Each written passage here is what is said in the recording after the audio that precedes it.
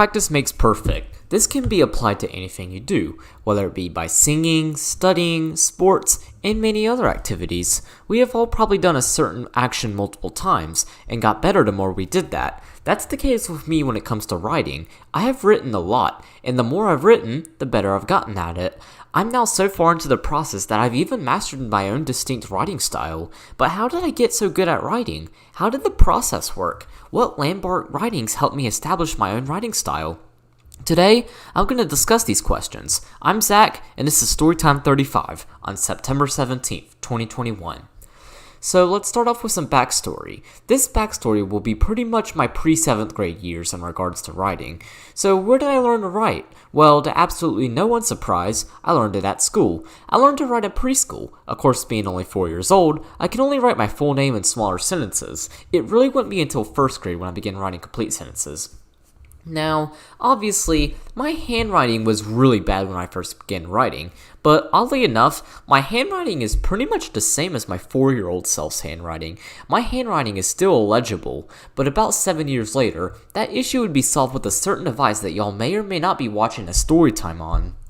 Now, throughout elementary school years, I really didn't write anything. The only things I wrote were answers to assignments, quizzes, or tests. I do remember taking many spelling tests throughout elementary school, which kind of helped me to spell. But other than that, there weren't many papers or really anything I wrote. However, 5th grade was a little different. 5th grade involved us doing more projects than previous school years. I also remember us having to write an essay about overcoming an obstacle. I also remember having to write a paper about why you should not smoke for the DARE program, which is a drug prevention program that our school did for the 5th graders for whatever reason. But none of what I wrote was even memorable, and none of it really helped me out in writing. Now, 6th grade is where I'd say my writing starts to shine a little bit.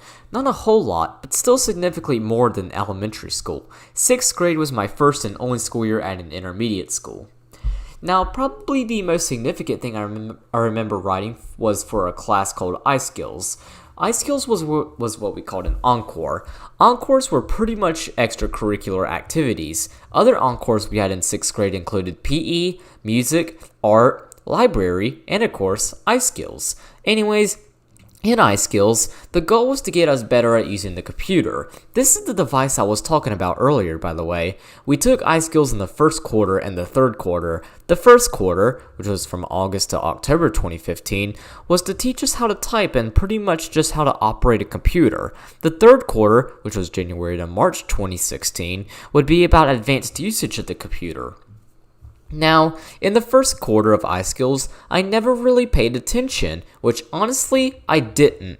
It was simply about typing on a computer and how to log into our school email and all that, which I knew how to do. And plus, in 7th grade, I took a class that actually helped me with my computer typing skills, as well as taught me more than iSkills would have ever taught me.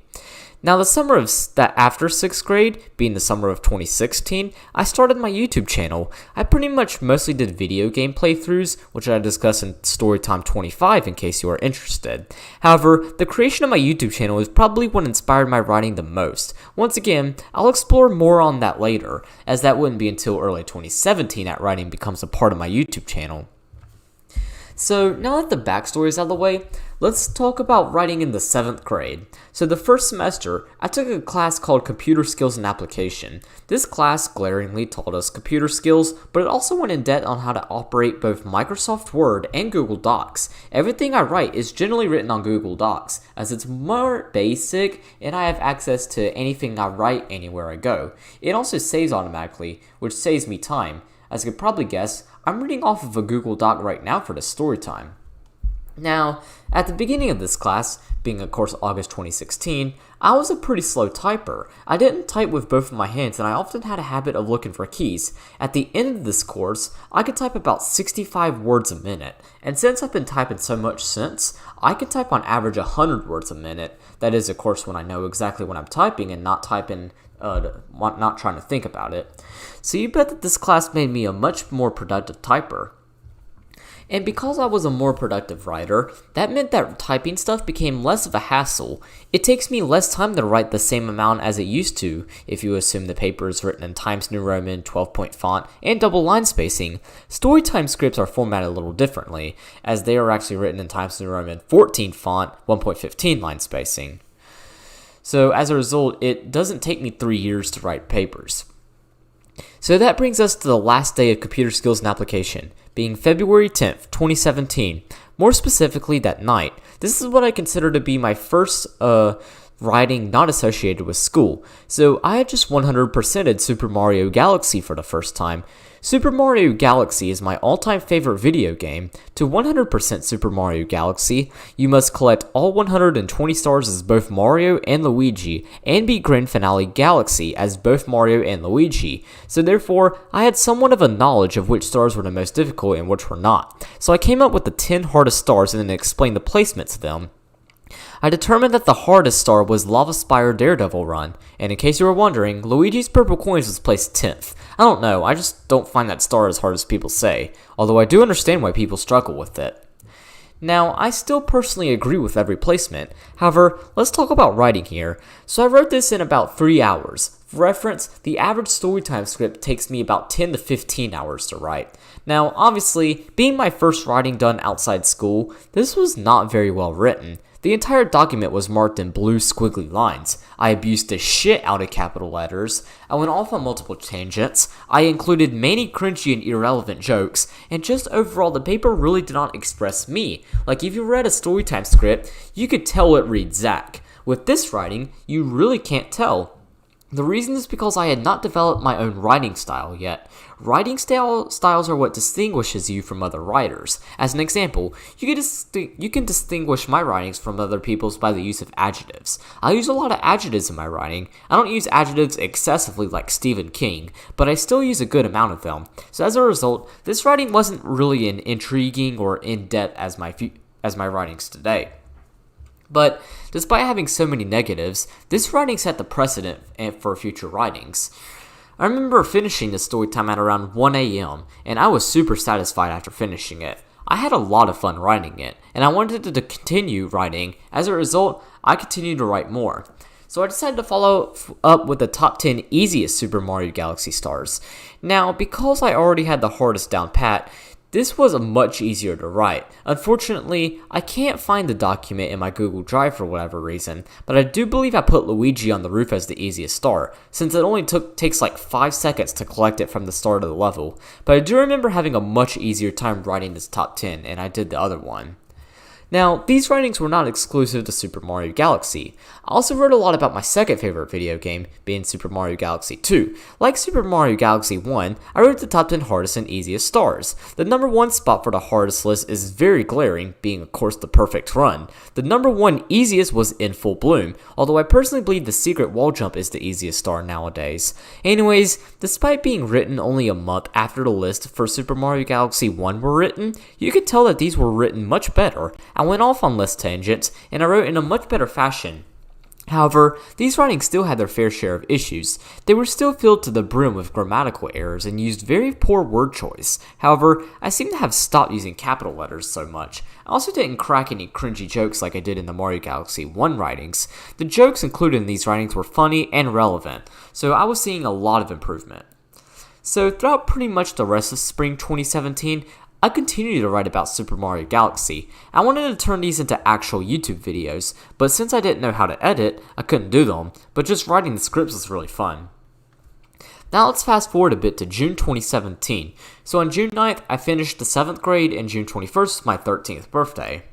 So now let's talk more about my YouTube channel. So all of my writings I had written previously were meant for YouTube. They were never incorporated into videos. However, in July 2017, I would begin turning my writings into YouTube videos. However, I didn't do it with my Mario Galaxy scripts. No, instead I did it with a game called Dimperman. This was a game series that my channel was founded on, and I uploaded Dimperman videos from the time I started my YouTube channel all the way until March 2018. So therefore, I decided to write about Dimperman. So the first thing I wrote in regards in regards to the Dimperman was 50 Things Noobs Do in Dimperman. I was inspired by a YouTuber called Buzz, or ex-Buzzerman as he was once known as. He did multiple 50 Things Noobs Do for multiple games, like he did one for Minecraft, one for Roblox, one for Clash of Clans, you name it. So I was pretty much decided to incorporate this concept into Dimperman, and it worked really well. I decided to do one for both Dimperman 2 and 3, as the first game is rather uninteresting and doesn't have any online features. I also had a lot of fun writing the script for both of the videos. However, I don't seem to have access to these scripts anymore, although the videos still exist. The second game's video was released on July 25th, and the third game's video was released on August 6th.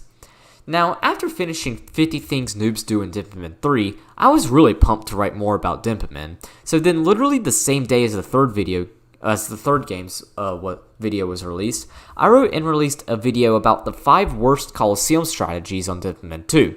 On August 7th, I would do the same with Dimperman 3. These were kind of like follow-up videos, as these were more exclusive to Coliseum features rather than the games in general. And just like the 50 Things Noobs Do, I also could not find the script for these videos, so all I have are the videos and my memory. So let's jump to August 18th. So here I released a video called 50 Things Players Hate in Dimperman. So this video was inspired by a YouTuber called Havoc Gaming. Havoc Gaming makes videos on Supercell games, although nowadays he really only does Clash of Clans and Brawl Stars. I used to watch him all the time, and I still watch his videos today, but at the time, every other video he released seemed to have been a Clash Royale video. One of his most popular video series he's ever released was 25 Things Players Hate in Clash Royale. These were really funny and very relatable videos, so I decided to of course incorporate this into Dimperman, just without the memes, which is kind of what makes a Havoc Gaming video a Havoc Gaming video. I also extended it to 50, and I had a lot of fun writing the script for this video as well as recording. It seemed like my audience agreed. Like I had a couple people mention 50 more things they hate in Dimperman.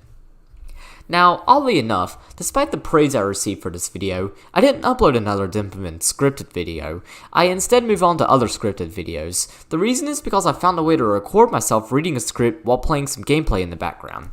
So to understand this, we need to go back to June 23rd, 2017. So for my 13th birthday, I received a video camera. However, the camera did not come in until the 23rd, but when it did, I was thrilled. I then got to work.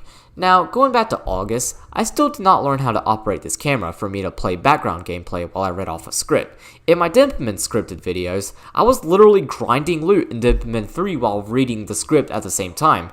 While I'm pretty good at multitasking, it still made the video have very poor quality and I occasionally got distracted. But fortunately, I learned how to do that with my video camera.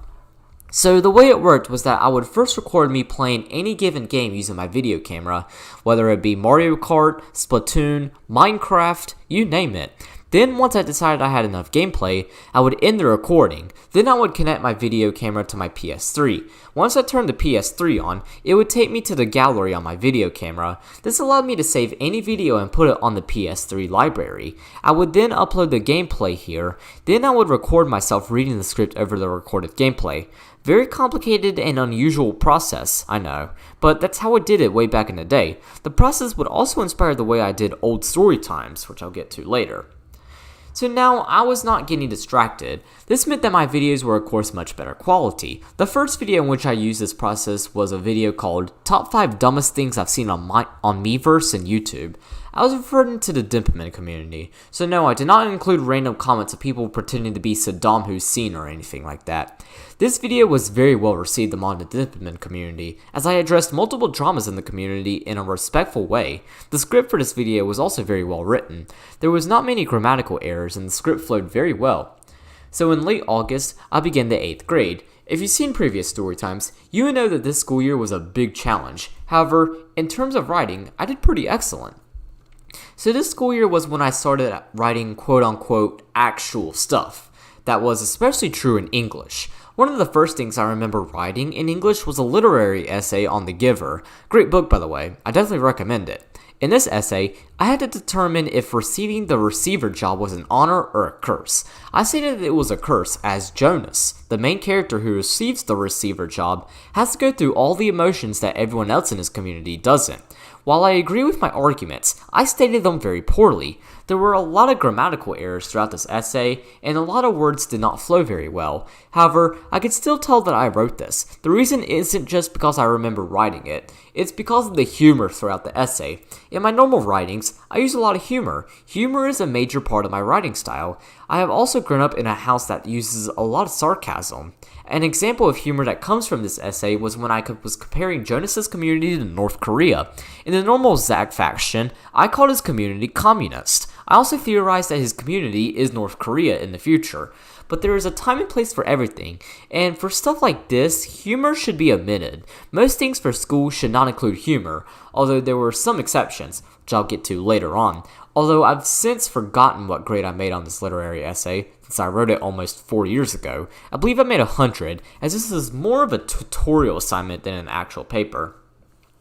Now, another thing I want to mention in regards to English was that our art teacher taught us grammar. Pretty much what she taught was parts of speech like nouns, verbs, adjectives, adverbs, prepositions, conjunctions, articles, pronouns, and more. She also taught us formats of speech like subjects, direct and indirect objects, verb phrases, prepositional phrases, predicates, and more. She also taught clauses, punctuation, and a little bit of diagramming. Although at the time I thought this was futile, it would actually help my writing style, because at the time, I almost always wrote in simple sentences, and very occasionally in compound complex sentences. These grammar practices exposed me to how efficient and how well compound and complex sentences worked. Since then, complex sentences have been the sentence type I use for most of my writings. By the way, complex sentences are sentences with one independent clause and one dependent clause. The sentence I used to describe complex sentences just now was actually a complex sentence. Now, outside school, I did very little writing throughout the 8th grade. It mostly came from stress and other factors that I've explained in so many other story times. I simply did not have the time to write in 8th. I just didn't have the time to write in 8th grade. So how about we jump to freshman year? So instead of going to a public high school, I went to an early college. Here, I got both a high school diploma and an associate's degree when I graduate this December. Now, I specifically want to touch on a course called Community Health. So this is a college course. In November 2018, we had to write a research paper on any public health issue of our choice. I chose to write about alcohol and drunkenness. This was the first research paper I ever wrote. It was also the first time I used citations since the 6th grade, so I had to learn the process here.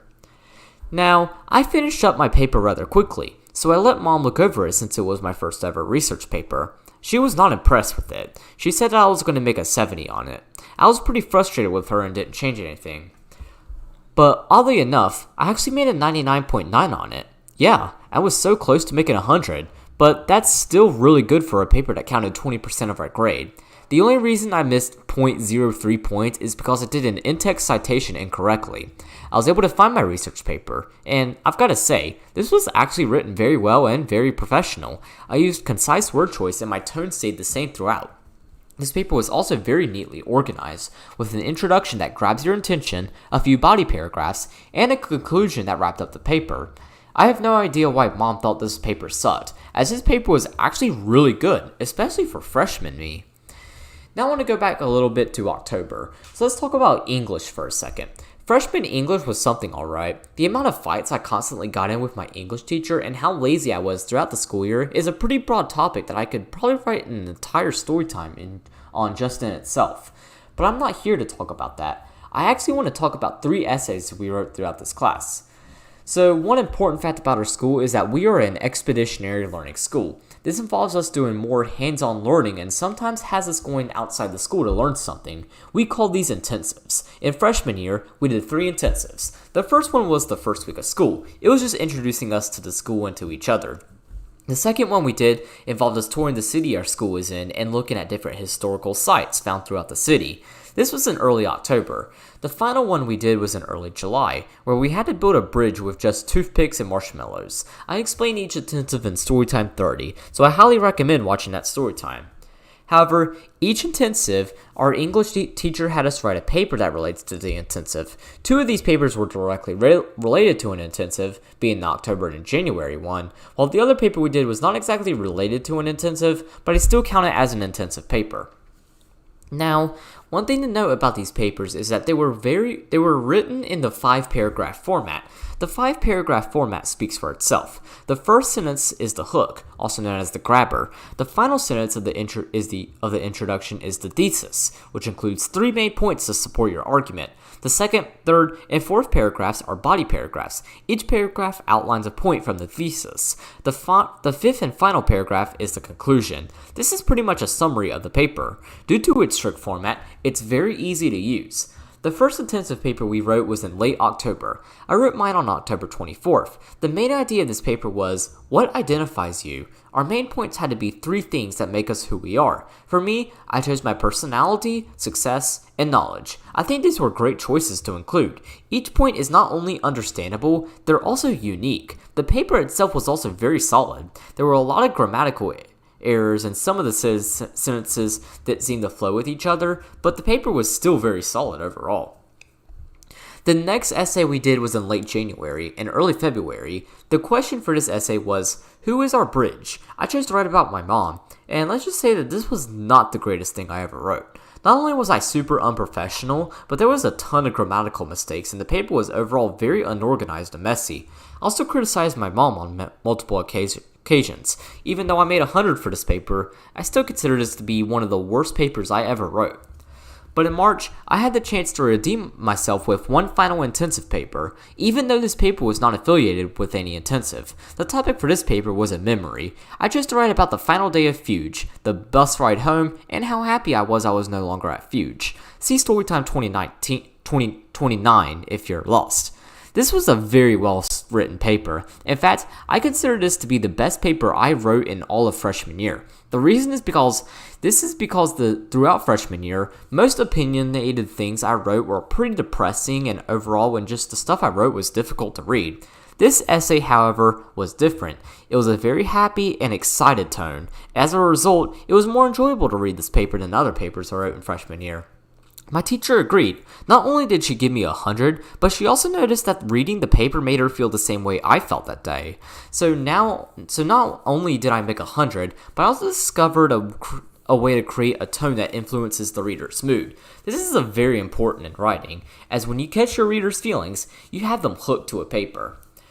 Now, before I wrap up freshman year, I want to talk about a paper I wrote for a college course called Introduction to Film, or Film as I'll refer to it as. So this paper is what our professor called our semester project. It was worth a whole 30% of our grade for this course. For this semester project, we had to write an in-depth film review on a top 100 film from the 20th century. We were assigned our film. I was assigned Titanic. This was good, as even though I had never seen Titanic, I always wanted to see it, so this gave me a reason to watch it.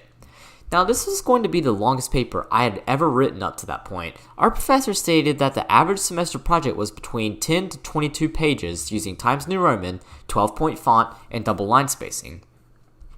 So this project was for us to work on the entire semester. However, I chose to instead do it the Zach way and do it 2 nights before it was due. I worked on this for about 4 hours one Sunday afternoon, and I successfully wrote out the whole thing, plugged it into Grammarly, and then submitted it. The total length was 3,510 words on 11 pages, although if you did not include the title, abstract, or annotated bibliography, it was only 3,099 words on 7 pages. This set a new record for the longest piece of writing I ever wrote, and it would also hold that record all the way until January 2021.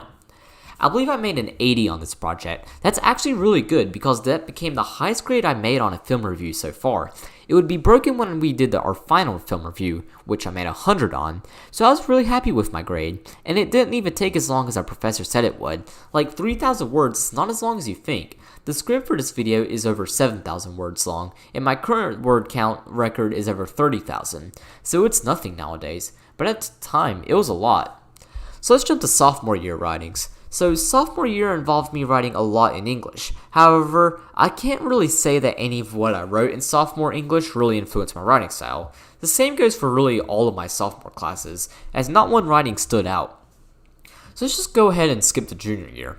Junior year was a very unusual school year because this was during the whole coronavirus pandemic. However, this was when my writing development would really begin to blow up. However, it didn't really blow up until the second semester of junior year.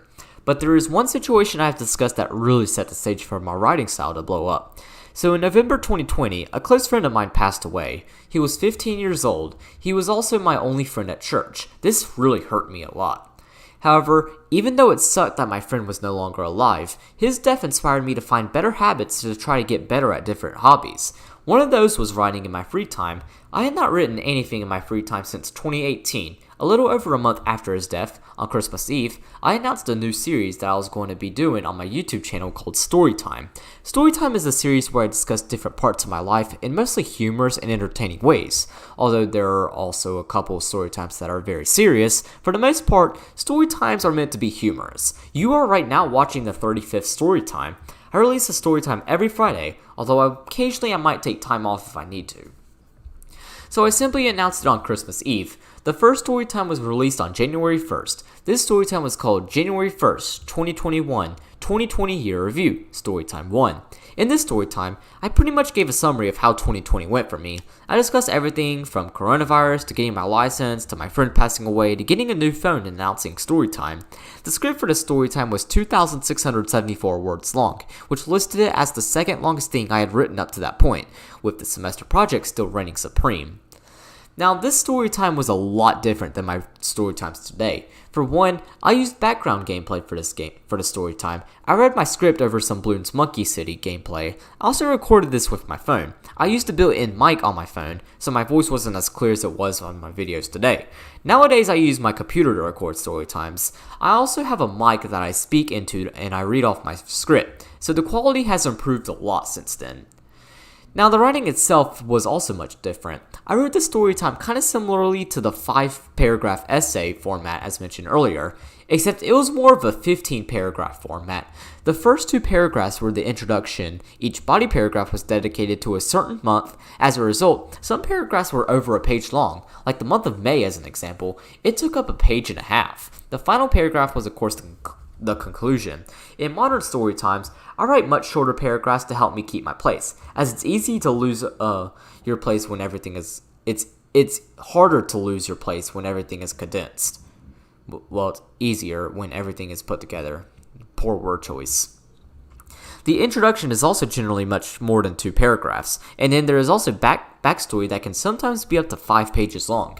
Storytime would prove to be challenge my writing style, as we'll see later on. So the next week, January 8th, I did my second Storytime. I decided to discuss my freshman school year. Freshman year is a fun school year to talk about, so I discussed it. It was written pretty similarly to Storytime 1, as it included long paragraphs. However, each paragraph didn't represent a month. I condensed the paragraphs to a specific topic. This is also vastly different from modern Storytimes.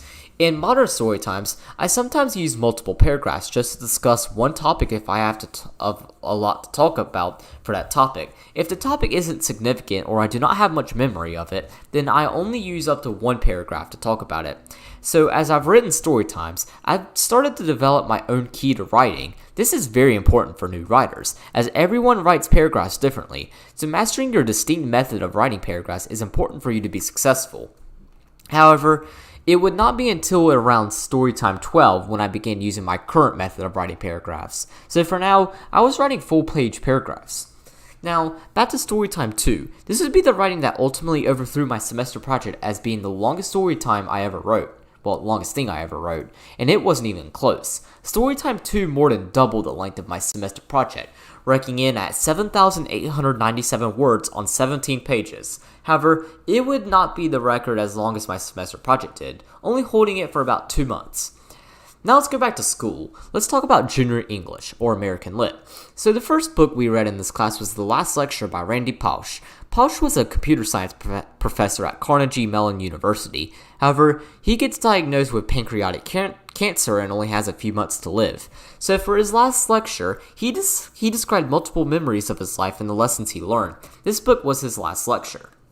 Now, we had an assignment to go along with this book. This assignment was pretty long. However, the questions for our teacher assigned on each chapter was not necessarily about the book. They were about us. She didn't assign questions about the book because that wasn't the point of the book. The point of the last lecture is to apply what Posh is saying to your own life. Therefore, many of the questions were stuff like, describe a time you had a brick wall that you overcame, or what would you do if you only had 6 months to live? This assignment actually influenced the Storytime a lot. It inspired so many Storytimes that it inspired word choice.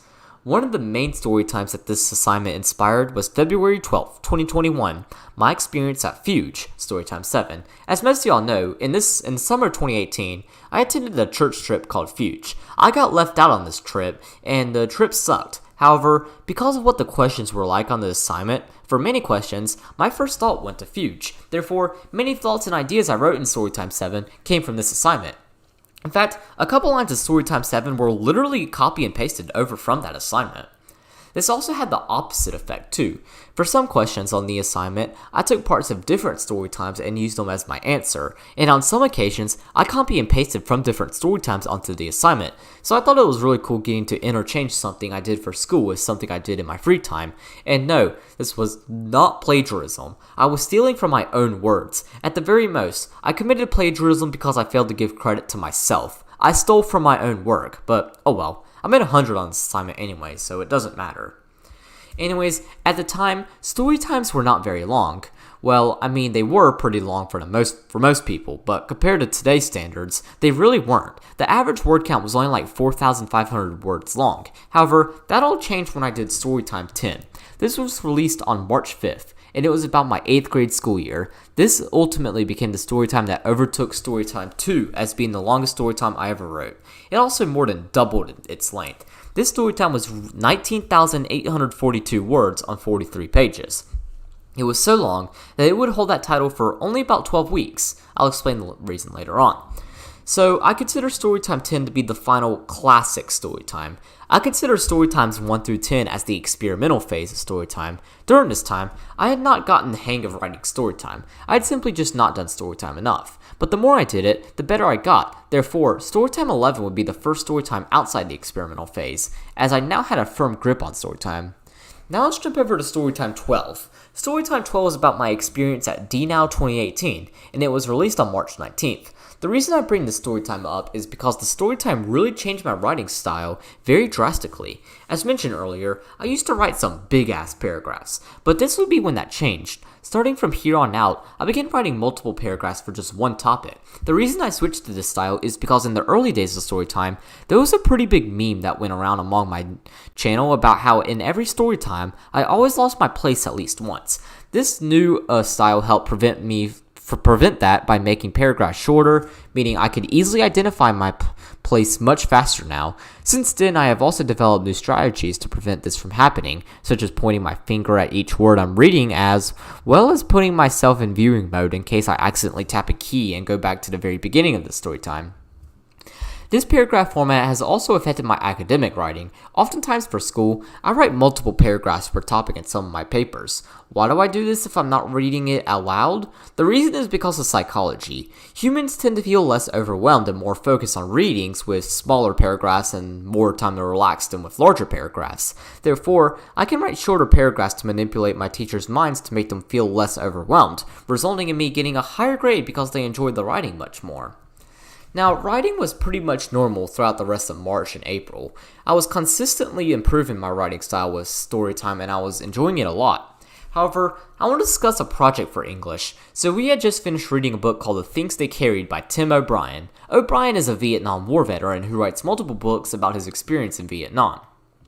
However, he does it in an interesting fashion. He doesn't state his direct experiences or the direct people he fought with. He actually uses completely different people in different situations and puts himself as the main character. Another thing to mention too is that the book isn't in chronological order. It's more of a collection of short stories rather than a full novel. It's a very unique writing style that I think is really cool, and my teachers seem to agree with me. So for this project, we had to write our own book about our own experiences in the way O'Brien writes is.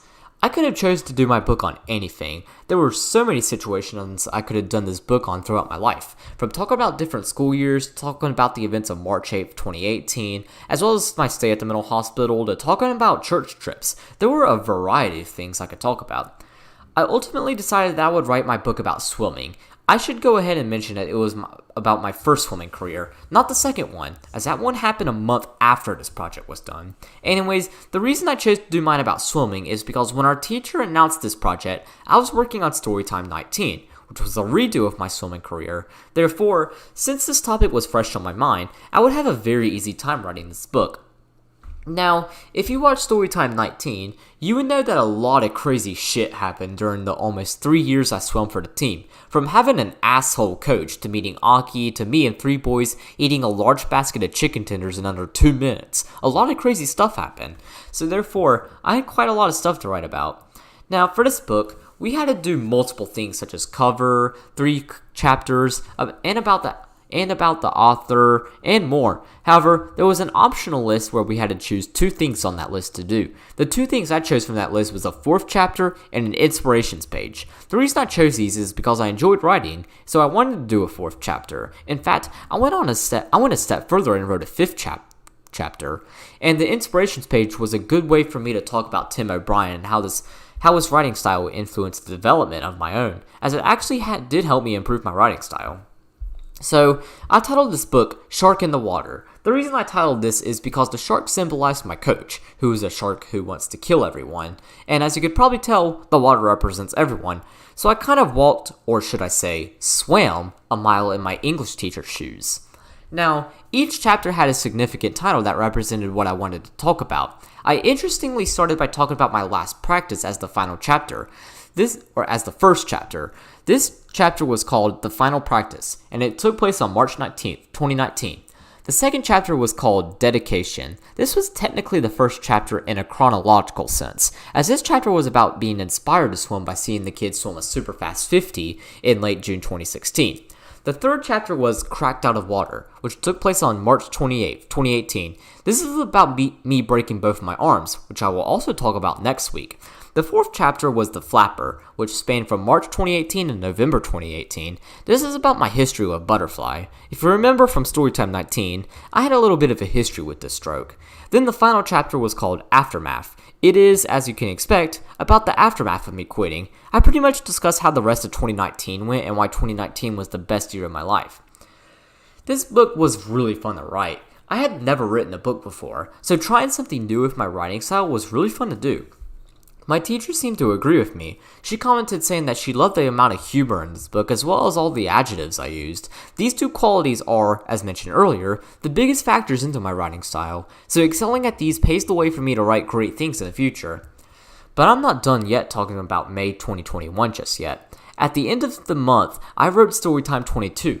It was about my junior year. It also became the writing that ultimately took over Storytime 10 as the longest piece I ever wrote. This storytime was 24,460 words on 56 pages.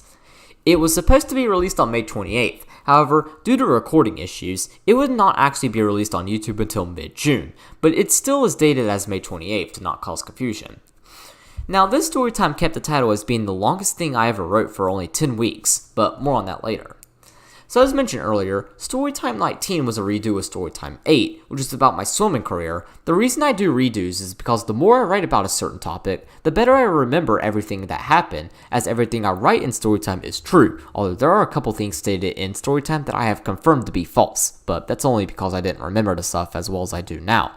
Anyways, since I remembered stuff much better, I wanted to have the chance to redo old Storytimes. So on May 7th, I redid Storytime 8.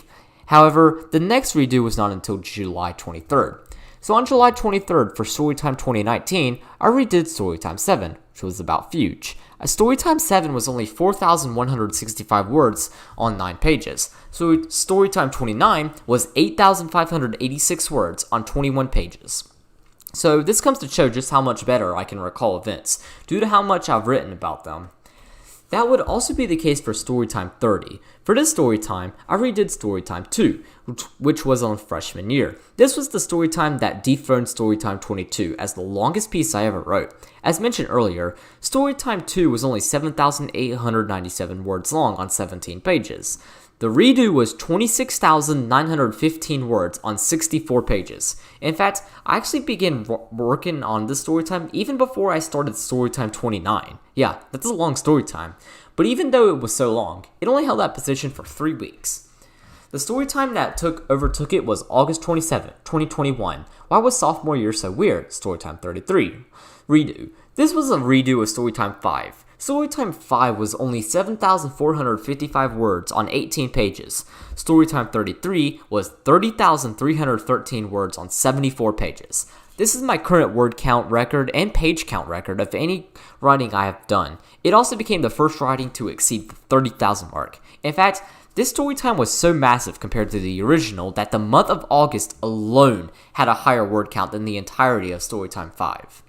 And so that brings us to today. My writing style has changed so significantly in the past 4.5 years. From writing about the heart of Super Mario Galaxy stars to writing about my own experiences, my writing style has developed so thoroughly and in depth. I am very satisfied with how it's turned out, and I am really excited to see just how great it's going to be in the future. So that's all I got for today's story time. Next week, on September 24th, 2021, I will be discussing how I broke both of my arms. Anyways, that's all I got, and I'll see you guys next week. Bye!